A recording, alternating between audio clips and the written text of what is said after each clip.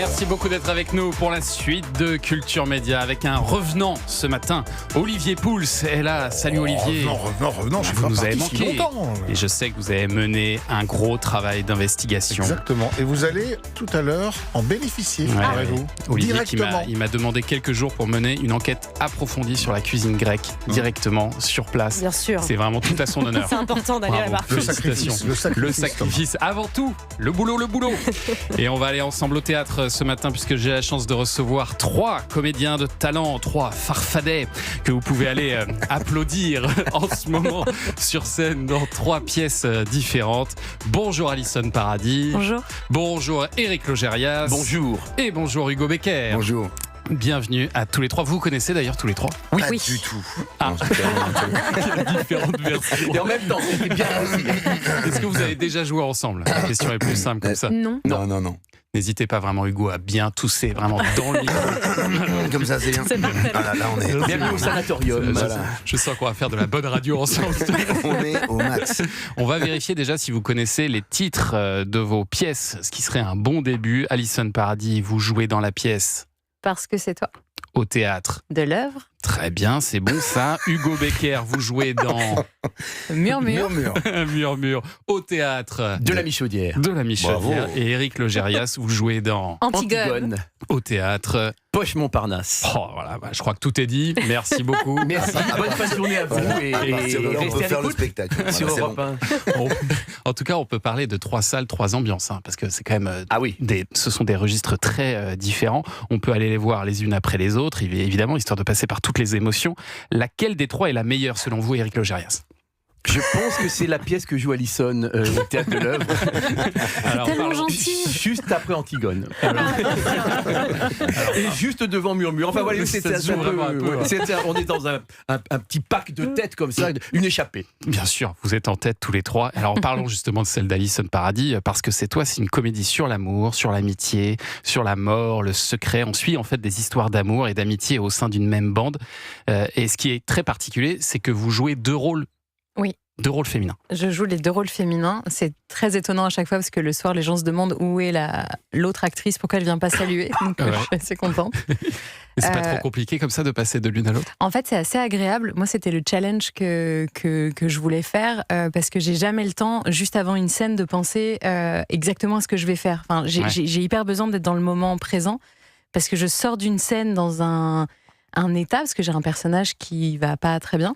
Qui est atteinte d'un cancer. Qui est atteinte d'un Maud, cancer et ouais. qui est vraiment en phase terminale. Mhm. Avec tout ce que ça me demande d'apporter, moi qui suis très hyperactive, en lenteur et en enfin, voilà, une énergie très différente. Et j'ai vraiment 20 secondes pour me changer, arriver dans l'autre personnage qui, pour le coup, elle, est un peu plus proche de mon énergie. Ouais. Donc je trouve ça génial à faire, de jamais pouvoir vraiment être en train de réfléchir à ce que je vais faire dans la scène d'après, quoi. Et l'idée de cette pièce, c'est que Maud, elle va prendre une décision importante par rapport à sa maladie, sans le dire à son mari. Et forcément, nous, on se met à sa place, on se demande ce qu'on aurait fait. On peut en parler de cette décision? On peut en On se parler. dévoile trop. Bah, Laurent Ruquier l'a déjà dévoilé. Bon, bah, c'est Allez, bon. tout Allez, est c'est spoilé, fait. terminé. Non, mais c'est un personnage qui décide d'aller, alors qu'elle est en train de mourir, d'aller vers la vie et de se dire qu'elle a envie de vivre les derniers instants qui lui restent en les vivant vraiment, et qu'elle n'a pas envie d'être de plus en plus diminuée, mais qu'elle ne sait pas comment le dire à son mari. Donc, c'est une pièce aussi sur qu'est-ce qu'on tait par amour, qu'est-ce qu'il faut dire, est-ce qu'il y a des secrets qui sont OK si c'est pour préserver une personne. Donc voilà, moi j'ai pas forcément la réponse à cette question. Avec le vote du Sénat il y a quelques jours, c'est vraiment dans l'actualité. C'est pleinement dans l'actualité et vous ferez un avis en allant la voir au Théâtre de l'œuvre, cette pièce, parce que c'est toi. Hugo Becker, vous, votre pièce est Murmure, c'est l'adaptation d'un film, le film de Clovis Cornillac, un peu beaucoup aveuglément, c'est une comédie romantique qui raconte la naissance de Non, on l'amour. ne dira rien. Mais on ne On dira ne dira rien sur la pièce. On ne spoilera rien. Bah, Murmure, Comment faire une promo en ne disant rien? le mur, On va ça dit juste quand même murmurer, quelque chose. Thomas, on va murmurer. Ah, on murmure, d'accord, on le fait comme ça, très bien. C'est bien. C'est l'amour entre 2 voisins qui ne se voient pas, mais se parlent à travers leur mur. Ça, c'est pas, C'est j'entends ça. rien. Je vois qu'il parle, je vois sa bouche qui bouge, mais Alors, j'entends je rien. vous rassure, à la Michaudière, on parle un petit peu plus fort quand même. Ouais, quand même, portez la voix un peu. Non, c'est effectivement l'histoire d'une rencontre impossible à travers un mur. C'est 2 accidentés, en fait, un peu de la vie, qui ont chacun leur passé, etc., et qui les rendent, je dirais, en tout cas pour mon personnage, totalement misanthrope. Ouais. Il invente des jeux chez lui, il sort pas de chez C'est lui, un à inventeur fou, part son meilleur pote. Ouais, exactement. Il s'appelle Machin. Il s'appelle Machin, et elle s'appelle Machine. Enfin, c'est des surnoms qui vont se donner au fur et à mesure, mais et en fait, il fait en sorte de virer tous ses voisins potentiels. Il a inventé un nombre de subterfuges inimaginables qui sont, à mon avis, assez instructifs pour tous les Parisiens. Donc n'hésitez pas à venir dans la pièce, ne serait-ce que pour ça. Ouais. Si vous voulez... On peut se débarrasser de ses voisins facilement. Exactement, venez voir Murmure. Et puis, en fait, il y a sa future voisine qui, elle, n'en démord pas, qui va s'installer, qui va rester, qui est pianiste, qui est jouée par Judith Elzein, et qui, et du coup... à travers ce mur qui est un peu le 6e personnage de la pièce, c'est un décor tournant, donc c'est assez inventif la mise en scène de Jérémy Lippmann là-dessus. Et c'est Lilou Fogli qui a écrit. Je cite tout le monde, bam, tant que j'ai le temps, tac, tac, tac. Il coche toutes les cases. Non, c'est une histoire de rencontre impossible avec la dimension de comment on rencontre quelqu'un sans le voir. Voilà, c'est donc ça. en fait, on se livre Sur l'importance du physique dans une rencontre. C'est aussi ça, hein. Du coup, non. Est-ce qu'on pourrait tomber amoureux d'une personne sans l'avoir vue? Est-ce que ça vous est arrivé, vous, de tomber amoureux d'une personne sans l'avoir vue? Moi, je pense qu'en fait, c'est quand même globalement ce qui se passe un petit peu au début. Au début, on est plus dans des échanges de messages. On voit pas les gens tous les jours. Vous voyez ce que je veux dire? Oui, mais on voit à quoi ils ressemblent quand même. Bien sûr, en général. bien Ça sûr. dépend. Sur certains réseaux sociaux, on voit pas. Les gens ont des faux profils. Moi, j'ai rencontré ma femme par téléphone, par exemple. Voilà. Ah bon? J'ai commencé à lui parler par téléphone, et puis. Il y avait tourné ménage avant. Hein. Mais non, mais c'est vrai qu'au début, on passe des heures au téléphone, on passe des heures à envoyer des messages, on passe plus de temps sans se voir qu'au quotidien, une fois qu'on est avec la personne. Et je pense qu'on se livre d'une façon différente. Ah oui. À travers un téléphone, à travers un mur, à travers. Bien sûr. On a accès. C'est plus facile, je pense, d'être plus intime. Donc c'est ça qui est intéressant dans la pièce. Ouais. Murmure au théâtre de la Michaudière, et alors et drôle, changement évidemment, parce que ça crée des malentendus. très marrant. Et Est-ce alors qu'ils finissent ensemble ou pas? Je ne qu'à aller voir la spoilerai rien. pièce. Il faut aller voir la pièce. spoilerai rien. Mais on se mais doute qu'il va se passer quelque chose. Il y a un moment où les murs vont tomber. C'est beau ça. Bien sûr. Puis t'as toute une galerie de personnages autour qui sont joués par Arnaud Maillard, Alexandre Bric et Lilou Fogli, donc qui est l'auteur, qui eux aussi se rencontrent parce que c'est le meilleur ami de l'un et la sœur de l'autre. Ouais. Enfin, les gens avec qui ils ont eu des interactions dans le passé. Donc c'est effectivement une pièce sur la rencontre, je dirais. Et là, c'est le moment où je suis embêté parce que Hugo Becker a bouffé tout le temps d'Éric Logérias. Désolé. Donc, du coup, Il est on ne comme ça. parlera pas Ah mince. d'Antigone. Et à bientôt. Non, on va en dire un petit mot quand même rapidement parce que On va en Éric parler avec Alison. Non, ce qu'on va faire, on va faire la pub et on en parle après la pub. Je pense que c'est mieux. Mais oui, puis ça tease un Ça peu. donne envie, on a envie de Ouais. savoir. Mais qu'est-ce que c'est que cette pièce d'Éric Logérias? Et surtout, pourquoi cette coiffure? Oui, C'est ça qu'on a envie de et savoir. cette barbe. Cette barbe énorme. On en parle dans un instant sur Europe 1. Europe 1.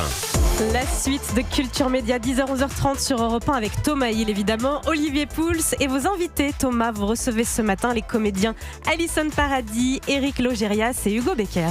Et dans un instant, on va parler de la pièce d'Éric Logérias, mais je pense qu'on va laisser un peu passer du suspense. C'est vraiment cette pièce, on en parlera peut-être même Demain, Plus peut-être. tard. même pas Ouais. du tout. Non, pas du tout. C'est bien. Là, les gens se demandent. Hein, Alors, vraiment, les gens- là, les ils sont gens déjà sur Internet. Il y a des gens qui sont en train de chercher. Les gens vont faire des recherches par eux-mêmes. Antigone. Voilà, vous avez tous Internet, vous tapez Antigone et c'est Ou Logérias, vous verrez. Logérias, voilà. Non, parce que j'aimerais d'abord qu'on aille faire un petit tour dans vos carrières respectives à tous les trois. Je vais envoyer des sons, vous allez devoir deviner qui ça concerne entre vous trois. Avec le Gérard. Oui, c'est l'année de ma naissance, non? Non, la première fois que vous montez sur scène, Éric Logérias, c'est pas pour jouer la comédie, mais pour chanter les Beatles. Oui, absolument. Vous êtes chanteur, Éric? Oui, aussi. Je le savais pas, ça. Ah, mais beaucoup. Pas souvent. Ah oui. Maintenant, de plus Hyper en bien. plus, oui. J'ai Vous fait êtes- un spectacle sur Reggiani Ouais. qui s'appelait Logérias chante Reggiani, tout simplement. Voilà, assez que clair. j'ai vu en La promesse Avignon. était dans le titre. Que j'ai joué en Avignon 2 fois. Ah oui. Et puis j'ai beaucoup chanté chez Jérôme Savary qui vraiment, alors lui il m'a poussé sur scène. Donc j'ai chanté Ménélas dans La Belle Hélène.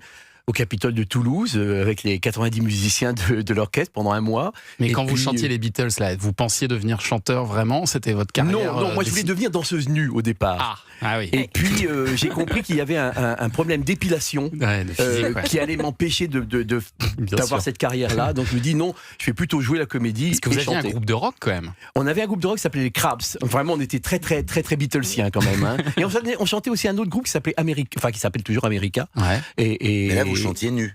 Oui, oui. Et du coup, ça n'a pas du tout marché. Voilà. Le groupe s'appelait Morpion.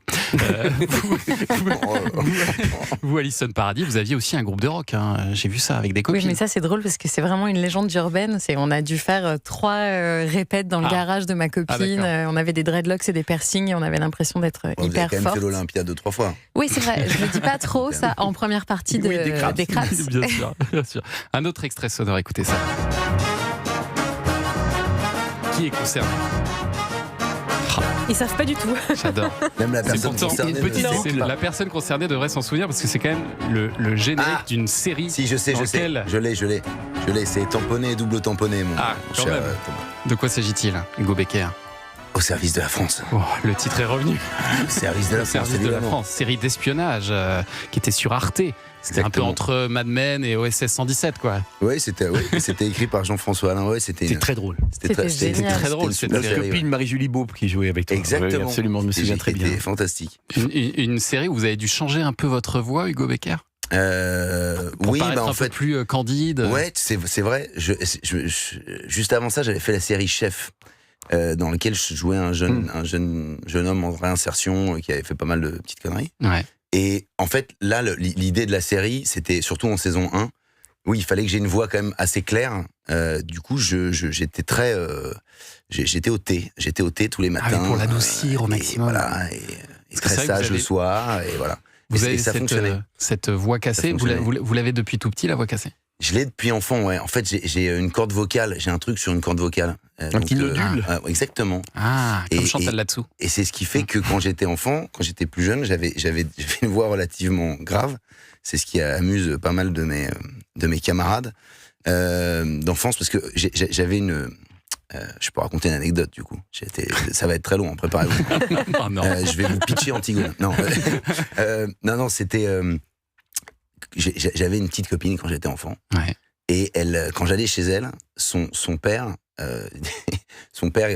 dès que je sonnais, il disait « Emmanuel, il y a Hugo qui est là !» Voilà, bref, c'était un peu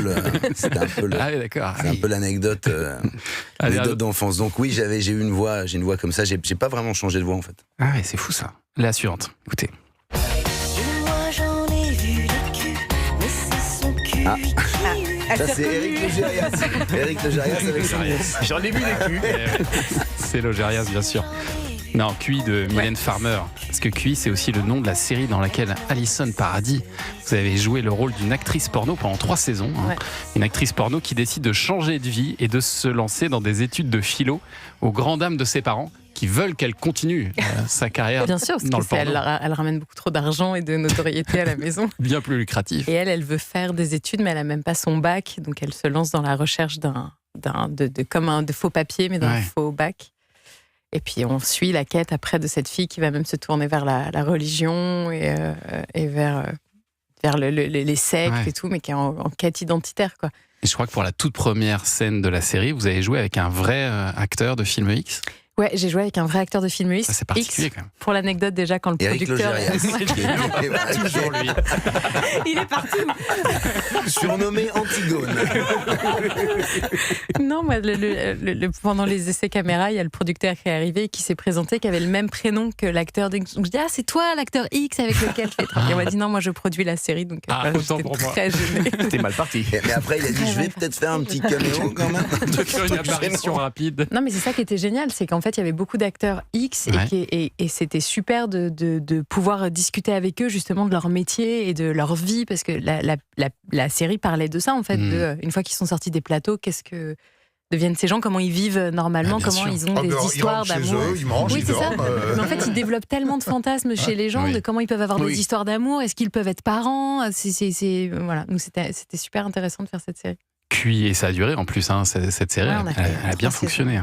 Allez, le suivant. Ah, ça, c'est moi. Ça, c'est le générique de la série Blague à part sur Canal. Blague à part. Ouais. Je me souviens de cette série, moi, Blague à part. Sitcom, hein. Sitcom, c'était, Canal avait lancé une espèce d'appel d'offres de sitcom. Ouais. Il y a eu 2000 réponses. Ils en ont gardé 4. On était dedans, ce qui déjà nous a fait tomber du baobab parce qu'on s'est dit quoi, on va être une des sitcoms de Canal. Et puis au cours de l'écriture, on a cherché un acteur pour jouer le rôle de ce seul en scène. Voilà, un mec qui fait du one-man show et qui était marié à une femme psy que jouait Agnès Soral et qui était produit par un producteur lamentable qui est joué Roland Marquisio, et son meilleur ami c'était Didier Caron qui était un spécialiste du téléachat. Donc c'était une ménagerie assez spéciale. Vous faisiez un humoriste qui avait du mal à percer. Et finalement, sous la pression amicale de Pierre Lescure, j'ai fini par passer les essais de la propre série que j'écrivais, et il m'a dit non, c'est toi qui dois faire le rôle. Et je me suis retrouvé 3 ans à jouer ce rôle. C'était une aventure hallucinante. On passait le samedi soir juste après H. Ouais. Et H nous a un peu fait de l'ombre, mais ils étaient tellement incroyablement extraordinaires. Et la naissance de ces 3 acteurs-là et de cette bande-là a été tellement incroyable. Jamel, Eric et Ramzy. On était un tout petit peu dans l'ombre. Et d'ailleurs, j'ai un souvenir formidable. Je suis sur les Champs-Élysées. Je me balade. Je me baladais sur l'avenue, comme ça. Et il y a un petit mec qui vient me voir et me dit « Ouais, je te connais, toi ?» Je dis « Oui, bonjour. » « Ouais, un soir, j'ai pas été à ma télé. Après H, je t'ai vu. » Ça tient la gloire. Ça m'arrive avec Pascal Pro, moi, vous savez. Bien sûr. Et donc, les rires qu'on entendait dans Blague à part, c'était des vrais rires. Oui, parce qu'on tournait en public. On tournait vraiment comme des sitcoms à l'américaine. Ça, c'est quand même rare. Et c'était génial. Donc, on jouait sur un plateau. C'était comme du théâtre filmé, mais avec le rythme d'une sitcom de 26 minutes où il fallait que ça rit tout le temps, que les gens soient pris et ne lâchent pas l'histoire, quoi. Écoutez ça maintenant. Qu'est-ce qu'on entend là ? Le générique de Cannes. On entend un extrait du Carnaval des animaux de Camille Saint-Saëns qui sert de musique officielle effectivement. Bien sûr, j'ai fait un raccourci malheureux, excuse-moi. Qui se sent concerné par le Festival de Cannes ? Les 3 potentiellement. Tout le monde, je pense, non ? Vous avez déjà monté les marches ? Oui. Oui. Et à Alison, vous avez fait un peu plus que ça, vous. Vous avez fait des interviews en tant que journaliste à Cannes. Ouais, c'était découvert super. Ça. Vous avez eu une période journaliste ? Non, enfin oui, mais c'était à l'époque Pierre-Antoine Capton qui faisait TPS Star. Ouais. Et qui m'avait demandé pendant une émission sur TPS, qui m'avait donné une caméra et qui voulait que je fasse une sorte de chronique qui s'appelait genre l'œil de la comédienne, pour avoir autre chose. Et donc du coup, je faisais des interviews marrantes, mais de collègues, quoi. Donc, c'était vraiment trop Bonne sympa. Expérience, ouais, c'était génial. C'était hyper stressant parce que c'était pas mon métier, donc de tourner la journée, de monter après, d'aller présenter le soir en direct sur ce plateau, sur la plage à Cannes. Direct. Ouais. Et c'était super d'avoir pu faire. Je me souviens, on en avait fait un avec Édouard Baird dans sa chambre d'hôtel, complètement fantasque, un autre avec Clapiche qui était génial. Enfin, moi, j'avais trouvé cette expérience super. Ça ne m'a pas du tout donné envie de faire ce métier. Ah oui. Non, pas du tout. Mais j'ai trouvé que c'était génial d'avoir accès à ça. C'était super. Allez, il est déjà 10h51, je crois qu'il est temps de déjeuner. Hein. Vous avez blague à part. Clairement, on a faim. On va donner la parole à Olivier Pouls, qui est de retour avec le fruit de son investigation sur les plages grecques. Vous allez voir qu'il a bossé, Olivier Pouls. On arrive tout de suite.